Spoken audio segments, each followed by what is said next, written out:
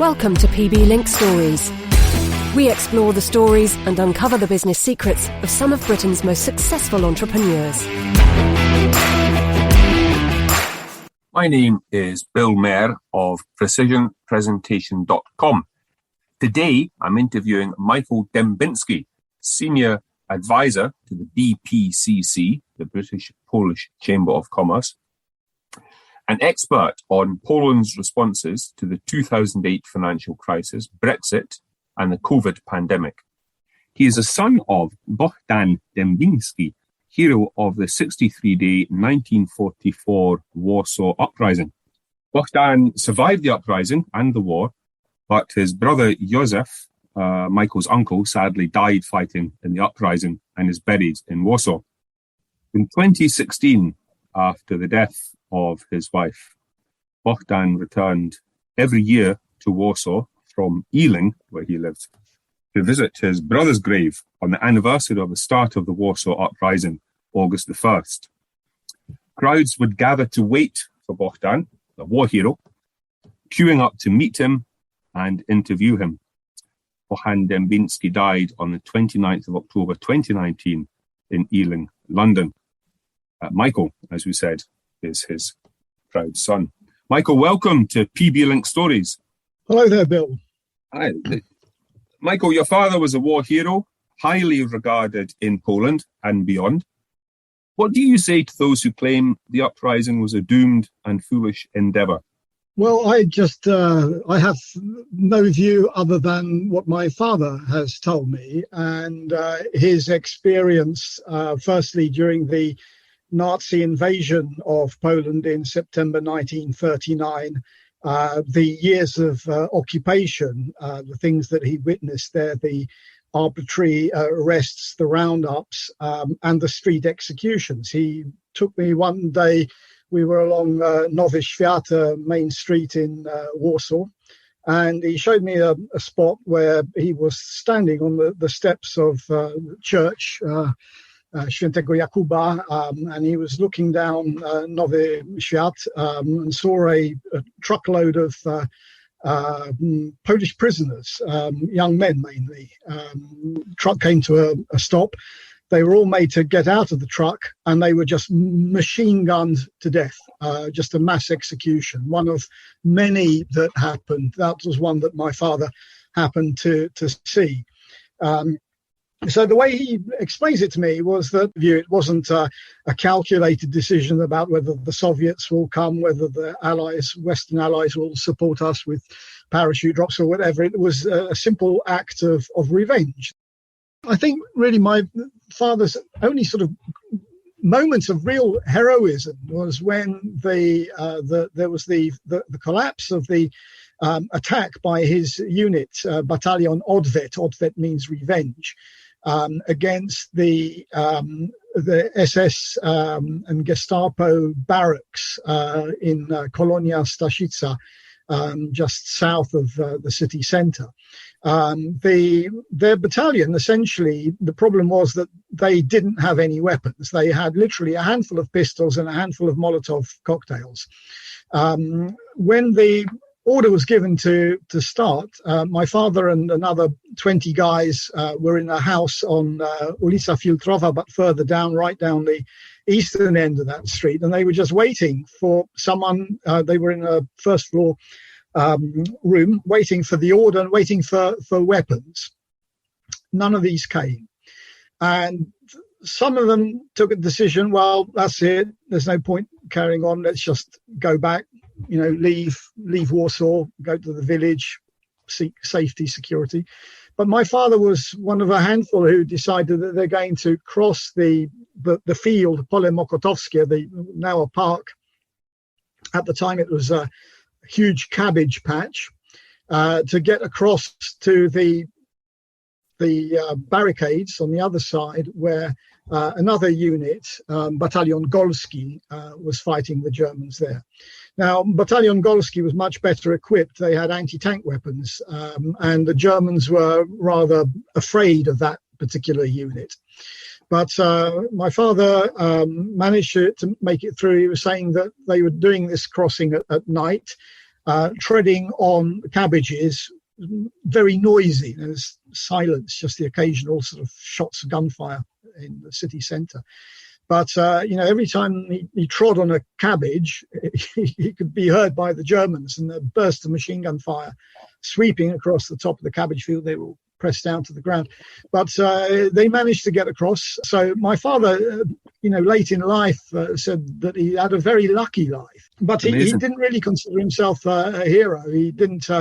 the Battalion Golski, they managed to hold the line. The barricades, on one side there was the Politechnika, the Warsaw Technical University, on one side of ulica Nowakowskiego. On the other side, my father and his unit were holding that line, and that line was never broken. They held that line right up to the 63rd day until capitulation.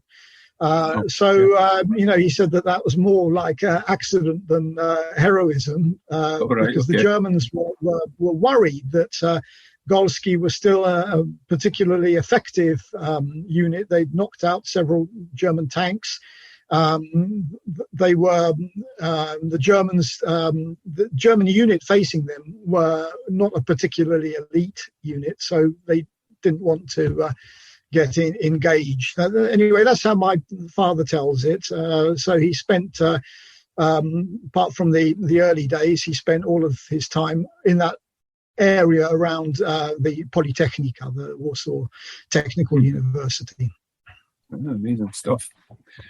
Michael, you have reason to be incredibly proud of your parents. I've just heard a little bit about your father. Your mother went through hell in a Soviet gulag on the journey there in cattle trucks. People was rounded up from Eastern Poland, put in cattle trucks, sent to the Arctic Circle. She survived the gulag. She survived the journey then to the Middle East. And from there, your mother and your father went their separate ways and met in England. Now, you yourself say that you were born Polish in the UK. How has your upbringing shaped you and your identity? It's a very interesting question, because my brother had exactly the same upbringing. He married an English girl and lives in England. I happened to, we both went to Saturday Polish school. I went right through until A-level. So that's from age 5 until 18, every single Saturday during term time. When my friends were, either playing football or, ABC Minors, cinema, going shopping or whatever, I'd be there learning about Polish history, geography, literature, language, obviously. Very useful skills as it happened. Saturday afternoons as Polish Scouts, which is pretty much a very sort of paramilitary experience. Many of the sort of the older guys who were running it were veterans of the Second World War. I'd fought at Monte Cassino or fought with alongside the 8th Army in North Africa. The drill was pretty paramilitary. A lot of it, field craft, creeping around in parks after dark. It's great fun, actually. I really enjoyed it. I was there in the Scouts from the age of about 6 or 7 of the Cub Scouts, right through to about 16 or so, the Venture Scouts. I really enjoyed that. It was good fun. Then, there was Polish church on Sunday. There was Polish youth club by the church.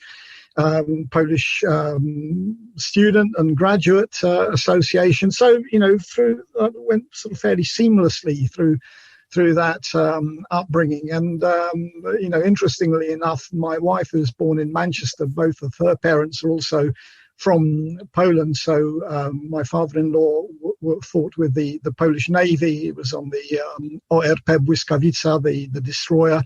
He was the artillery officer on that. And my mother-in-law was the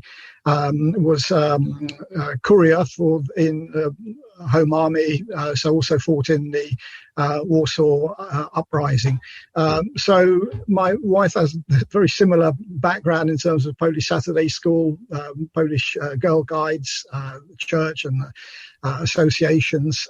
But again, her sister happened to meet an American guy, and they just live in America. Children don't speak Polish.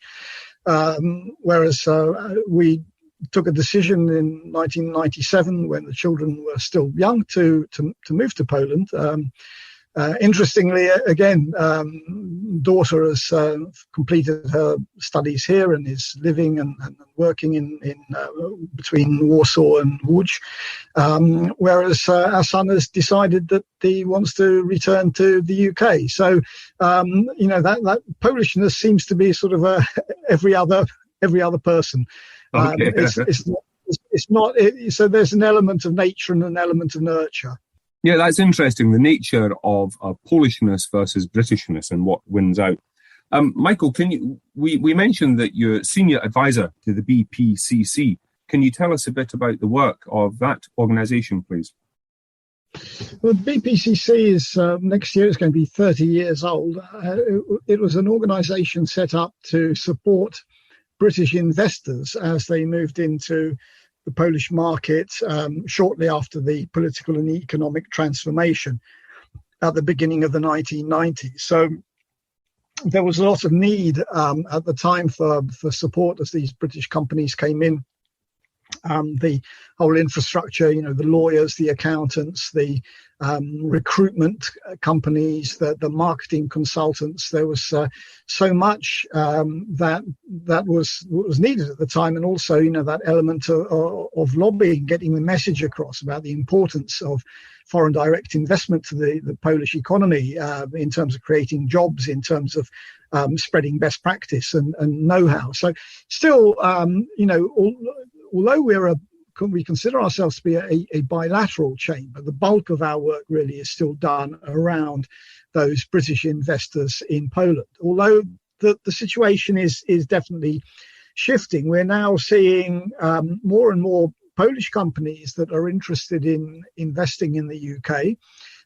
Some notable examples here are companies like Telefonica Cable that invested in a British company called JDR Cables, 2016.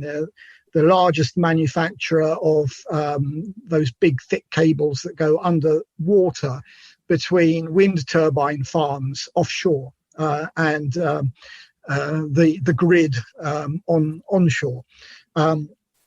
The other examples are the company LPP, known by its brand name Reserved as one of Poland's largest clothing retailers. They have their flagship store on Oxford Street in London. Then there's plenty of food. The UK, despite Brexit, remains Poland's number 2 export market for food. So although the UK has lost out in importance because of Brexit, it's now fallen to 4th place from 2nd place. The food export is still holding up strong. Then you've got companies like Inglot, Dr. Irena Eris in the world of cosmetics, health and beauty.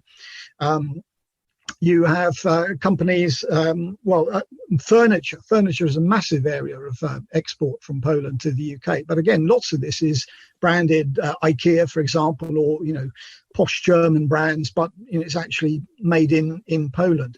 So one of the things that we're doing, working with Polish exporters to help them through all the new red tape. We have a lot of companies who are helping out around Brexit, whether they are tax accountants who can sort out all your customs duties and VAT issues, whether it's someone to help out with transit guarantees, all the logistics things, customs agents. There's a vast amount of new work that needs to be done if you're continuing to trade between Poland and the UK. And we have many members who can help out in that area. Excellent. Now, Poland emerged stronger and was affected less than most Western economies, most EU economies, from the global financial crash of 2008. it's coping better economically with the COVID pandemic as well. Now, you've spoken before about the distinctive character of the Polish people as being partly due to the location of the country, to the west of Eastern Europe and to the east of Western Europe. Geography, history, genetics. What gives Poland the edge? One of my pet theories is about the Industrial Revolution. Britain had the Industrial Revolution towards the end of the 18th century. So you have in the UK families where for 10 generations people have worked in the factory, in the mills. They've been detached from the land for a long, long time. And my thinking is that if you're a smallholder, if you're a peasant farmer, your obligation to your family to feed them, you have to work hard. A couple of years ago, I was driving to a conference in the south of Poland. It was minus 26 outside on the car thermometer. I was driving along between Konstancin and Sandomierz, and I saw by the side of the road there was an old woman leaving a forest, and on her bag a sack of firewood. And she was walking across this field towards a little cottage. And it occurred to me at that moment that at minus 26 degrees centigrade, there's no such word as mañana. You either collect that firewood or you freeze to death.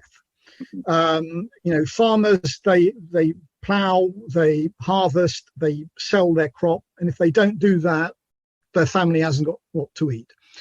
I remember shortly after we moved to Poland, I went for a long country walk with our children, and we saw this farmyard, and on the farm, in the middle of the farmyard was a big table, and on that table was a huge pig lying dead. His throat had been slit, and under the throat, under the table was this bucket, and it's bleeding into the bucket. And my children were looking at this transfixed, what's going on here? And I was explaining that, the blood, everything, every part of this pig has a value. You make kaszanka, black pudding from the pig's blood by adding oats and barley and seasoning. And the following day at work, I mentioned this to my colleagues, Beata and Dorota. I said, we saw this scene yesterday, and, both of them said, oh, I remember my granddad used to do this, And then it struck me, most Poles are just 2 generations removed from the land, not 10 generations removed from the land. Yep.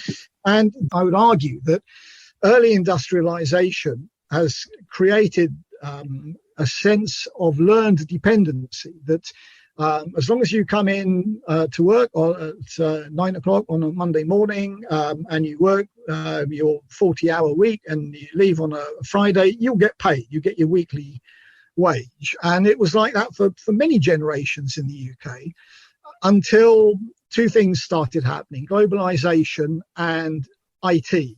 They both happened at about the same time. And those factories at the end of the street, I went to a state primary school in West London. Of the 36 children in my class, only 3 of us passed the 11 plus and got into a grammar school. The rest were condemned to secondary modern education, which was tailored for the needs of the factory down the end of the road. Okay. And then that factory closed. And, I'd argue that, a lot of Britain's problems stem from that. The simultaneous appearance of the Far East as a manufacturing base for the world's production, and IT cutting out a lot of those manual jobs, making incredible leaps forward in terms of efficiency and productivity. And Poland is still at a relatively early stage here compared to the UK.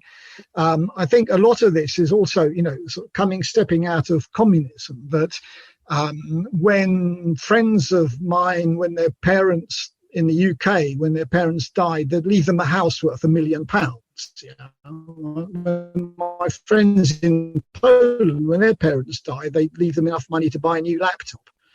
So for my generation, that difference in inherited wealth or potentially inheritable wealth, has made a big difference. Because if you were, my age, but growing up in Poland, and all of a sudden it's 1990, communism has fallen, you're in your late 20s, early 30s, now is the time that you either join the rat race, you get that job in a Western corporation, or you set up your own business and you work your fingers to the bone, because you've got nothing to fall back on.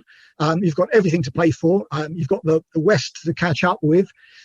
You want all of these goodies that the West has enjoyed. You want a flash car, you want a nice big house, you want exotic holidays, you want all of these wonderful clothes and consumer durables. And I would argue that has really been the driver for the last 30 years. I mean, it's an important generational shift there as well. And looking back at 30 years, say, if you look at other economies, France talks about La Glorieuse Trente, the 30 years that they had of uninterrupted growth from the end of the 1940s to the end of the 1970s, when there was this incredibly steep rise in ordinary people's standards of living. That's very much what we are seeing here in Poland. But then look at Japan. 1945, Japan was a nuclear waste ground. It was bombed to pieces by the US Air Force. By 1990, it was, competing there with the United States as, one of the wealthiest nations on earth in terms of GDP per capita. And then all of a sudden, that Japanese drive just petered out. And now you think about your sort of stereotype of Japanese person is, a young man in his 30s who lives at home with his parents reading manga comics and not really having the sort of the drive to get on in life, and yet that post-war generation that created an incredible economy through just sheer hard work, but they burnt themselves out. And another generation came along and said, well, we don't want to follow in the footsteps of our parents. We don't want to burn ourselves out. Life is too precious and beautiful. Let's, sniff the flowers and discuss poetry. And Poland if you can do it and get away with it, go for it. Poland is not yet in the flower sniffing and poetry discussion stage, but there will come a time, and it's a natural part of human evolution, of human progress, that one generation can step back and say, well, we no longer have to work as hard as our parents. But I don't think we're there yet. Thanks very much, Michael. Now we come to the last question, the question that we ask everybody on PBLINK Stories. What is the secret of business? I think the secret of business is not to be greedy. It's not to be too pushy. It's not to sell things to people that they don't need and can't afford. I think part of the biggest problem facing mankind, which is climate change, part of it is the fact that we've got nearly 8 billion people on this planet, of whom 2 billion are, well off. And it's those 2 billion who say, I want a bigger car. I want an even more exotic holiday. And they are being pandered to by businesses who can see that, here's a bunch of suckers. We can sell them a V8 powered SUV that weighs 2.5 tons just to drag themselves into the city centre and back home into the supermarket. They don't need that car, but that car is causing a vast amount of harm to the planet. And I think in general, there's so much, people do have needs. People have needs that businesses genuinely do cater for. But when those needs, when you tip over the barrier between a need and a want, when you tip the barrier between living comfortably, which everyone has a right to live in comfortably, not to live in discomfort, but then living in luxury. And, much of that is created by businesses' short-term desire for gain. I think, greed and short-termism are, a bad thing. Now, the secret of success in business is listening, genuinely wanting to know what your customer really wants, what they really need, what their need is. Everyone has needs.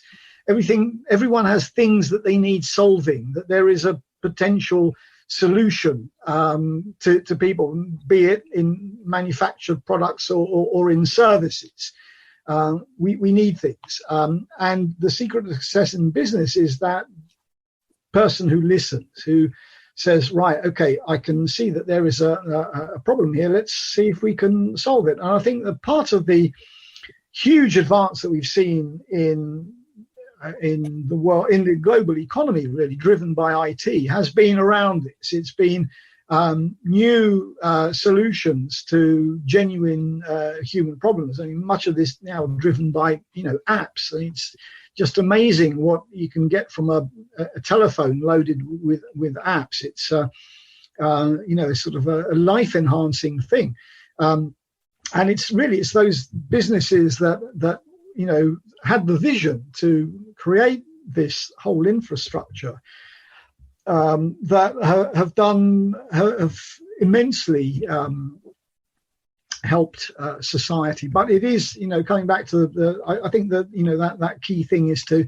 understand your client, understand what they really need, and not just make a fast buck from them, but to engage in a long-term, lifelong relationship with your client based on shared values, shared brands. I think about the things around. Here is one. Here's a very good example. This is my Nikon lens that I bought back in the 1980s, and I still use Nikon. My cameras are Nikon cameras. I love the brand. I feel that Nikon is a brand that understands me and my requirements in photography. Levi's jeans. I only wear Levi's jeans. I don't wear jeans by anybody else. And it's a lifelong thing that if you understand and prepared to listen to your client, your customer, you build that lifelong value. Fantastic. Don't be greedy. Listen and have vision, to actually meet the needs of your customers, and have a long-term vision. Build relationships with your customers, and from that, of course, comes quality. If you want a long-term relationship with your customers, then you need to provide quality, because otherwise they're going to leave you. Absolutely. Words to live by, certainly words to run your business by. Michael, thanks very much for everything you've told us today. Bill. It's a real pleasure. Real pleasure to have a chat like this. So anytime you want to do another one, always up for it. Fantastic. And to our listeners, be sure to subscribe to PBLINK Stories to listen as we hunt down inspiring entrepreneurs to find out the secret of business. Join us at our next event and engage with the business community.